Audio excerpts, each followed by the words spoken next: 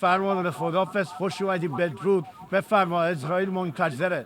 برای سقوط این نظام امروز کل ایران متحده. تابلو شدی داره بوش در میاد، خون شما سی جدول الان دیگه. به به بوی سوختن میاد، داره آخر رو منقل کباب میشه. کشور رو سر تو خراب میکنیم، کشین فکر کردید ثواب میکنین. حالا مامور عقده‌ای ترسیدی چرا پس؟ بگو چرا داری فرار میکنی ها؟ مردم ریختن خیابون، شورت تو آویخته است. جمشید پیش هم اصلا کل تو باویشته است.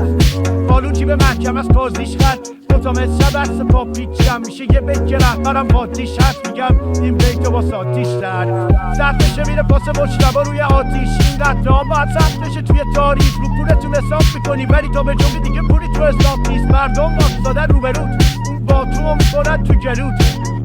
خیابونه مال ماست، روی زمین نمیمونه خونمون. میگیم حسادیده عشق سپاه، مرگ بر کل دستا. حسادیده عشق سپاه، مرگ بر کل دستا. حسادیده عشق سپاه، مرگ بر کل دستا. حسادیده عشق سپاه، مرگ بر کل دستا.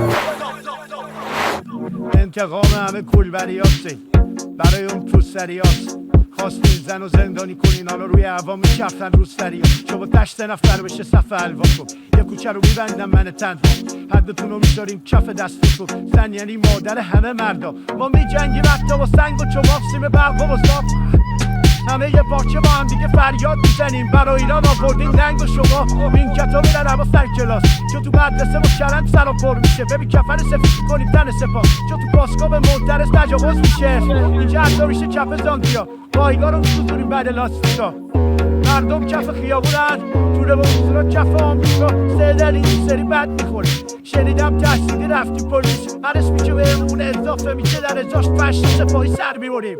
حسادیده عشق سپاه، مرگ بر کل دستا. حسادیده عشق سپاه، مرگ بر کل دستا. حسادیده عشق سپاه، مرگ بر کل دستا. حسادیده عشق سپاه، مرگ بر کل دستا.